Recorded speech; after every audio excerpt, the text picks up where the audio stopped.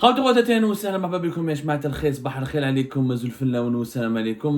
que vous allez bien, j'espère que vous vous portez bien.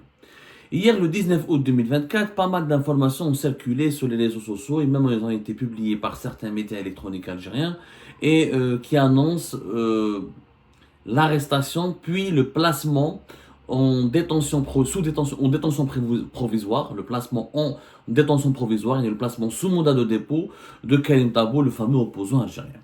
Ces informations ont suscité un vent de panique, les gens n'ont pas compris comment se fait-il qu'en pleine campagne électorale, la répression se poursuit, et le régime algérien il n'a honte de rien, Karim Tabou quand même l'une des figures emblématiques du Hirak, l'homme qui est âgé de 51 ans aujourd'hui était l'un des opposants les plus connus, les plus virulents, les plus authentiques, les plus populaires, qu'on le veuille ou non, en Algérie. Il a beaucoup de détracteurs, mais il a aussi beaucoup de partisans.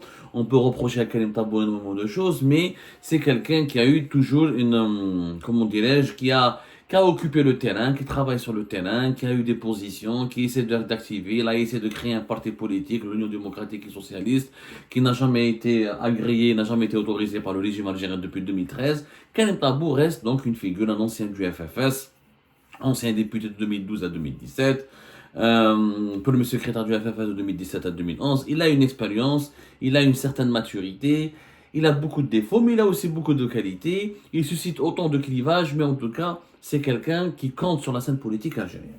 Voilà, Belkoum Oussralou, en 2019, il a été condamné, il a été emprisonné à plusieurs reprises. Je ne vais pas faire ici la chronique de ses mésaventures judiciaires.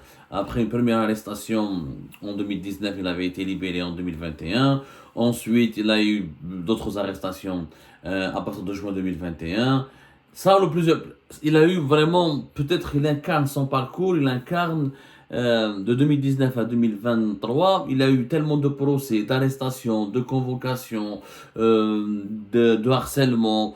Il incarne à lui seul, peut-être, Karim Tabou, la dureté et la brutalité avec laquelle le régime algérien a voulu étouffer ou là mettre un terme définitif au Hirak. Imaginez, le problème, c'est pas le passé, c'est le présent. Qu'est-ce qui s'est passé hier? Alors, hier, l'information de l'arrestation et du placement sous mandat de dépôt de Karim Tabou, elle est fausse. Elle est fausse, elle est produite, elle fait suite à une confusion. Oui, ça va. C'est l'épouse, la femme de Karim Tabou, qui a dit à ses avocats, qui a annoncé à ses avocats, elle était en panique, elle était effrayée, elle était extrêmement angoissée. C'est elle qui a mal interprété un coup de fil qui lui est parvenu de la part de Karim Tabou. C'est que Karim Tabou a appelé sa femme, il lui a annoncé qu'il était au tribunal de Koléa et qu'il a été arrêté, qu'il est en état d'arrestation. Et elle a mal compris, elle a interprété ces informations de façon un petit peu excessive, elle était sous l'émotion, elle a cru qu'il allait être emprisonné ou qu'il allait être placé en détention. Et c'est elle qui a appelé ses avocats pour leur dire que Karim Tabou va être placé sous mandat de dépôt et ses avocats qui ont communiqué par la suite sur leurs réseaux sociaux, sur leur page Facebook. Ensuite, ça a été rectifié vers la fin de la journée d'hier, le 19 août 2024. Les avocats ont compris que Karim Tabou n'a pas été placé sous le mandat de dépôt, il ne pouvait pas les appeler. À la fin de la journée, il les a contactés, leur a expliqué ce qui s'est passé. Qu'est-ce qui s'est passé hier? Karim Tabou est placé sous contrôle judiciaire. Il doit chaque semaine aller signer sur un registre dans le cadre de son placement sous contrôle judiciaire. Il doit aller signer un registre, apposer une signature qui confirme qu'il s'est bien présenté devant les services de sécurité et qu'il est bien présent et qu'il respecte les dispositions de son contrôle judiciaire. Sauf que Karim Tabou il a un contrôle judiciaire qui n'est pas habituel. Ce n'est pas un contrôle judiciaire ordinaire. Généralement, les contrôles judiciaires, on se déplace, les personnes qui font l'objet d'un contrôle judiciaire se déplacent au niveau du tribunal pour signer sur un registre, ou se déplacent au niveau du commissariat de la police ou d'une brigade de la gendarmerie nationale. Karim Tabou se déplace vers une caserne de la DGSI, la Direction Générale de la Sécurité Intérieure, qui est une branche des services secrets algériens, de l'ex-DRS, qui est située à Del Ibrahim. Lui, son logement à Alger, il a un logement, il loge à Douira. Donc c'est à Del Ibrahim où il est appelé, où il est convoqué chaque semaine pour signer, pour se présenter dans le cadre d'une procédure de contrôle judiciaire. Il y a les enquêteurs de la DGSI confirment qu'il s'est présenté, il a signé, qu'il respecte ce que la justice lui a demandé, les restrictions auxquelles il a été soumis de la part de la justice algérienne. Donc, Miroch, Karim Tabou ne se déplaçait pas, n'allait pas vers un poste de police ou vers une brigade de la gendarmerie algérienne ou vers un tribunal. Quand il est parti hier vers la caserne de la DGSI d'El Ibrahim, il apprend, les enquêtements, les agents de la DGSI lui disent, voilà, tu as une convocation, tu es convoqué par des juges au niveau du tribunal de Koléa. Donc il est de Tipaza, Koléa, tribunal important aussi dans le centre du pays autour d'Alger, comme le tribunal de Mandraïs, comme le tribunal de Chelaga, comme le tribunal de Sidi Mohamed à Alger, le tribunal de Harrach, etc. Ils lui ont dit, voilà, au tribunal de Koléa, il y a une affaire, il y a une procédure contre toi, et les juges ont demandé à t'auditionner. Donc, il a été emmené de la caserne de la DGSI d'El Ibrahim vers le tribunal de Koléa. À ce moment-là, il rencontre dans un bureau le procureur de la République du tribunal, plus un juge d'instruction, qui l'ont auditionné et qui lui ont posé des questions et qui l'ont, à la fin de cette audition, l'audition elle concerne plus exactement un post sur sa page Facebook. Je vais vous expliquer de quoi elle est. Toute cette mésaventure de Karim Tabou hier a commencé par une publication sur Facebook. Il a fait un post sur Facebook, sur sa page, où il a parlé de la situation politique actuelle, il a parlé notamment des feux de forêt qui ont commencé à ravager quelques localités récemment en Kabylie, et c'est cette raison qui lui a valu une convocation qui n'était pas formelle. Normalement, la convocation, elle doit lui parvenir chez lui, les services de sécurité se déplacent, lui remettent une convocation, datée, etc. Elle n'était pas formelle, elle était, on va dire, informelle. C'est ce qui c'est ce qui est bizarre d'ailleurs. Je pense que les juges ont estimé, comme il doit signer chaque semaine au niveau de la caserne de la DGSI d'El Ibrahim, ils ont dit voilà, dès qu'il va se rendre à la caserne, ils vont nous le ramener directement et c'était pas la peine de le convoquer. Donc ça reste, il y a que les avocats et les experts en affaires, donc dans les questions judiciaires, qui peuvent nous éclairer à la lanterne sur la légalité de cette procédure de convocation. Comme les faits, moi je vous raconte les faits. Donc quand il a été, ce qui est bizarre, c'est pour ça que c'est une mésaventure, donc les juges l'ont auditionné, lui ont posé des questions, ensuite ils lui ont demandé de signer un engagement. C'est ça ce qui est bizarre. Un engagement, alors il est sous contrôle judiciaire, donc apparemment ils l'ont pas encore inculpé d'une nouvelle affaire, ils n'ont pas décidé de le mettre en examen dans une nouvelle affaire. Ils ont préféré au départ, en tout cas alors jusqu'au stade actuel des événements, ils ont préféré le soumettre à un engagement. Ils lui ont donné un engagement, un papier dans lequel il est dit qu'il ne doit plus publier sur les réseaux sociaux. La justice, donc le tribunal de Koléa, le soumet à une interdiction de publier n'importe quel contenu sur les réseaux sociaux. Il n'a plus le droit de publier sur sa page Facebook ou là sur un autre compte Facebook. Il n'a plus le droit de quitter le territoire qui relève des compétences, le territoire qui relève de la compétence du tribunal de Koléa, clairement une partie de la wilaya d'Alger, une partie de la wilaya de Tipaza. Et il doit s'engager aussi à ne plus participer à aucune émission de télévision, ni à aucune conférence de presse, ni à aucune activité en relation avec des déclarations à la presse. Et il doit s'engager à renoncer à toute activité politique. Ce sont les 4 points qui lui ont été demandés par le tribunal de Koléa. Étrange procédure, puisque où il est sous contrôle, où il est inculpé, normalement un tribunal décide où tu es inculpé ou tu n'es pas inculpé. Ou tu es auditionné, après tu es relâché, ensuite il y a une enquête, il y a une information judiciaire qui se poursuit, ensuite le juge doit normalement décider ou d'inculper la personne, ou de ne pas l'inculper, ou de la mettre en examen, ou de la mettre sous contrôle judiciaire, ou de la placer en détention provisoire pour les cas des crimes assez graves et très graves. Mais là, la justice demande à Karim Tabou de s'engager, de signer un engagement qui le soumet à ne plus publier encore une fois sur les réseaux sociaux, à ne plus utiliser Facebook ou à ne rien publier sur les réseaux sociaux, toutes les plateformes des réseaux sociaux, soit Facebook, Twitter, X ou YouTube ou là TikTok, à ne plus participer à aucune émission de télévision et ne plus faire de déclarations à la presse, à renoncer à toute activité politique et à ne plus quitter le territoire qui relève du contrôle ou de la compétence du tribunal de Koléa. Donc c'est des restrictions extrêmement fermes. Ce n'est pas un mandat de dépôt.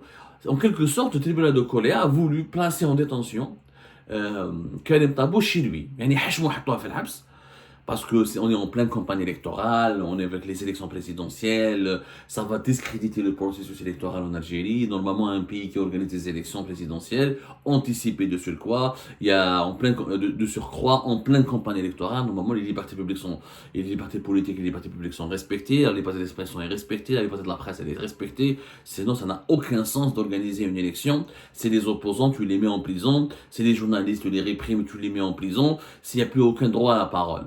Donc au moins ils n'ont pas voulu le mettre en prison, certainement à cause de l'élection. Moi je suis sûr que s'il n'y avait pas une élection, s'il n'y avait pas la campagne électorale, s'il n'y avait pas le scrutin du 7 septembre prochain, Karim Tabou aurait été placé en détention.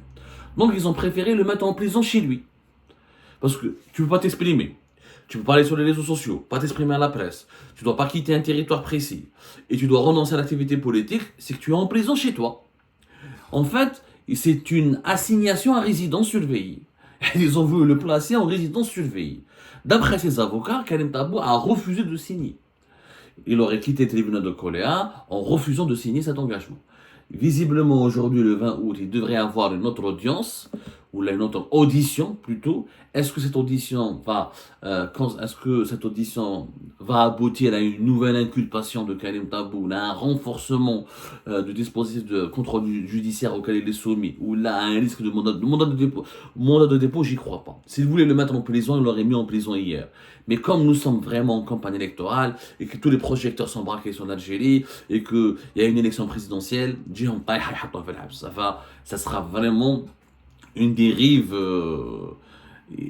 exceptionnelle et une dérive très grave qui va faire valoir beaucoup de critiques de la communauté internationale, parce que Karim Tabou il est connu, il y a des ONG qui le suivent son cas, il y a la presse internationale. Ça va discréditer encore une fois l'organisation d'une élection présidentielle en Algérie, et ça va porter un coup terrible à la crédibilité du régime. Donc je ne pense pas qu'ils vont le mettre sous mandat de dépôt. Mais tout cela, toute cette comment je peux appeler ça, toute cette nouvelle opération de répression a commencé avec un post. Qu'est-ce qu'on ça par un post sur les réseaux sociaux? Il faut comprendre que reproche encore une fois le régime algérien Karim Tabou. Karim Tabou, il a fait un post sur les réseaux sociaux qui a inquiété le régime algérien et qui l'a fait paniquer. Où je parle sur les réseaux sociaux, où je parle sur sa page Facebook Karim Tabou. D'ailleurs, vous pouvez aller voir sur sa page Facebook Karim Tabou. Il a 324 000 fans. C'est la publication du 12 août dernier. C'est celle-là qui a inquiété les services de sécurité et l'appareil judiciaire. C'est une publication qui commence par la phrase suivante: j'ai accompli ce matin. Donc le 12 août, il a été au niveau de la caserne de la DGS et d'El-Ibrahim pour signer le registre du contrôle, du contrôle judiciaire. Et c'est là où il a commencé son récit. J'ai accompli ce matin l'obligation de signature sur le registre de mon contrôle judiciaire au niveau de la caserne relevant de la sécurité intérieure. Une occasion pour écrire un billet hebdomadaire consacré aux questions politiques de l'heure. La semaine est marquée par des incendies ravageurs dans plusieurs régions du pays, et en particulier en Kabylie. Cette région, par plusieurs fois meurtrie, réputée pour son engagement constant en faveur de la démocratie et connue pour son autonomie politique vis-à-vis du pouvoir d'Alger, est de nouveau touchée par des incendies criminels ayant entraîné de graves dégâts matériels et une catastrophe écologique mettant en péril sa biodiversité.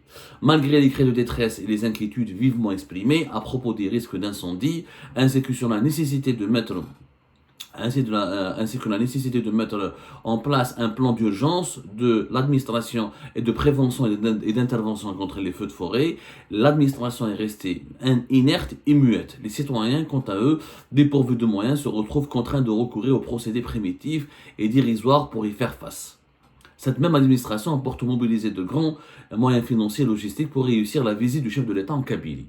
C'est ce poste-là qui a inquiété et qui a énervé le régime.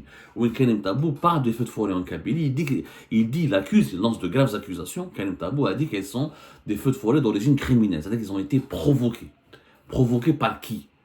Karim Tabou ne le dit pas, mais vu la manière avec laquelle il critique les autorités et les administrations publiques, les administrations du régime algérien, il donne l'impression, il y a un non-dit dans son texte, il fait des allusions à il fait des allusions au rôle des autorités, au rôle de certains lobbies du régime algérien qui auraient préfabriqué ces incendies pour mettre la Kabylie à feu. Et ça a énervé le régime. Et c'est pour ça qu'il a été convoqué et emmené donc, au tribunal de Coléa à la suite de sa présentation, lorsqu'il s'est présenté hier le 19 août 2024 pour signer le registre ce qu'on appelle le registre du contrôle judiciaire au niveau de la caserne de la DGSI à Dali Ibrahim. Voilà ce qui s'est passé. Bon, ensuite, il a parlé donc de la visite de Tebboune en Kabylie, il a parlé de la situation, il a même dit que la visite de Tebboune en Kabylie a été totalement artificielle, elle a été une grande mascarade. Il a dit que le régime il a trouvé des figurants en nombre suffisant pour applaudir le chef de l'État Tizi Ouzou. Et ensuite, il a dit, il a fait des graves accusations. Et franchement, il a parlé ensuite des élections, en tout état de cause, en dehors du calcul électoraliste, mesquin qui ne suscite d'ailleurs que l'intérêt du pouvoir et de sa clientèle. Le pays entier donne l'image d'une cité abandonnée. Les pénuries d'eau, les incendies, la crise sociale étouffante, la prolifération de la drogue, les départs massifs des haragas ne constituent nullement de préoccupation. Bien au contraire, ils s'en servent comme des moyens de chantage et de corruption politique. Donc il dresse une situation, il dresse un bilan extrêmement catastrophique de la situation politique du pays. Il dit que le dirigeant algérien ne se préoccupe même pas, le régime Tebboune ne se préoccupe même pas des problèmes du pays, des souffrances et de la détresse de la population. Au contraire, il fait que du chantage et de la corruption politique. Donc, c'était vraiment un billet extrêmement dur. Hein. Extrêmement dur. Il est revenu, il a critiqué l'organisation des élections présidentielles, il a parlé de ce fameux décret présidentiel numéro 24-252 qui met le ministre de l'Intérieur en congé spécial durant la période allant du 14 août au 4 septembre pour les besoins de la campagne électorale. Et pour lui, pour Karim Tabou, ce décret élimine de facto l'hypothèse d'un deuxième tour. D'avance, les chiffres, les taux de participation notamment en Kabylie, les voix qui seront attribuées à l'un et aux deux autres candidats, la cérémonie de prestation de serment et la remise du chrono à zéro ont eu l'assentiment de tous.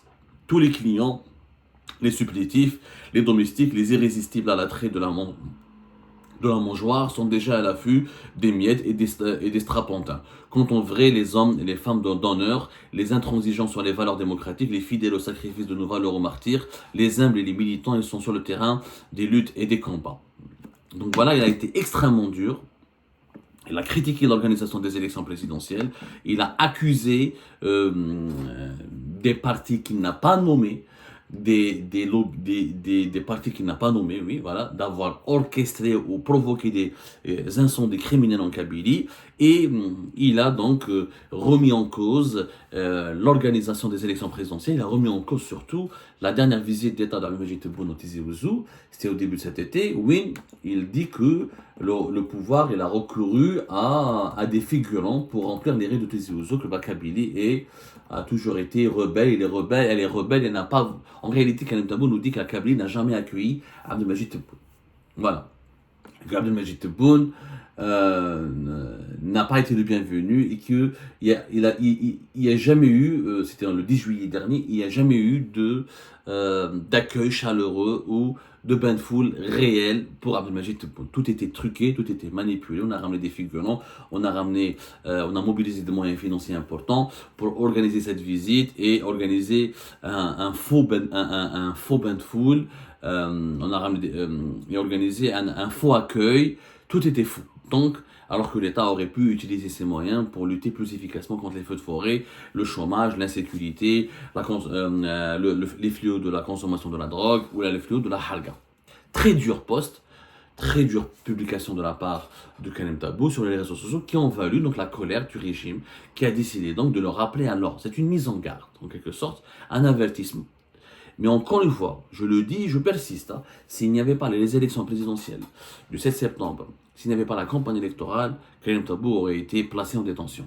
Maintenant, Karim Tabou dit avoir refusé de signer cet engagement. Il dit refuser de ne pas s'exprimer sur les réseaux sociaux, de ne pas parler à la presse, il dit refuser de se cantonner uniquement à un territoire géographiquement limité entre la wilaya de Tipaza et la wilaya d'Alger. Et donc, il se rebelle contre les nouvelles instructions qui ont été communiquées par la justice. Quelle sera la suite? On le verra aujourd'hui, on ne va pas faire de la spéculation. Encore une fois, moi, mon pronostic, je ne pense pas qu'ils vont le mettre en prison. Franchement, mais le régime est capable de tout.